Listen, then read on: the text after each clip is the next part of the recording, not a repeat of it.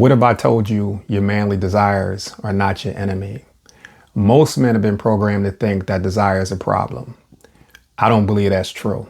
Look at what desire has built. Look at what it's accomplished. Great inventions, global industries, worldwide empires. The issue isn't desire. The problem is direction. Today, I want to challenge the way a lot of men think about one of the strongest and most powerful forces in their lives. Once you understand this, you can stop fighting yourself and you can begin to direct your masculine energy. For me, the growth started gradually when I read the book Think and Grow Rich. Initially, the chapters on autosuggestion and faith stood out to me the most. But later in the book, I read a chapter in which Napoleon Hill wrote that some of the world's richest men channeled their desires so effectively it created wealth. That chapter is called The Mystery of Sex Transmutation. And truthfully, I was skeptical and I wasn't ready. Before I got saved, my pastor, Damon Dixon, he would say to me, before you get saved, there's hesitation, but once you get saved, things will begin to fall off of you. And 1 month after I got saved, he was right. I stopped watching pornography after 35 years, cold turkey, and I haven't looked back.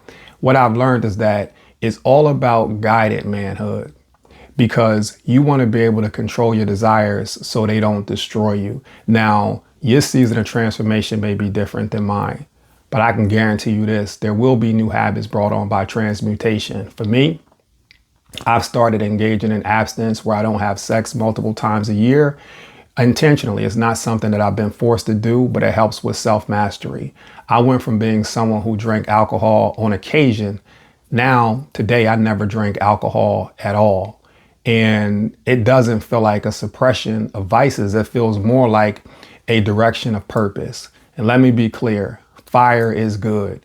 It can cook a delicious dinner and it can also warm a home, but it can also burn food and burn down a house. It all depends on how you use it. You get to decide. You can turn it into creative ideas. You can turn it into financial independence. You can turn it into better health. Same energy, different destination. I'm reminded of a story about a man named Joseph in the Bible whose boss's wife wanted to sleep with him desperately. The scripture, Genesis 39, says she grabbed him by the cloak and she said, "Come to bed with me." But he left his cloak in her hand and he ran out of the house. Now, Joseph had to physically redirect himself and he had a sure shot. And I'm sure the woman was beautiful. And he suffered consequences because of that decision. But eventually he went on to become the second most powerful man in all of Egypt. The goal is not to completely suppress your desires. The goal is to become the kind of man who gives his desires a worthy purpose. Power principle number 3 states this: every powerful force in your life becomes dangerous when you don't give it direction.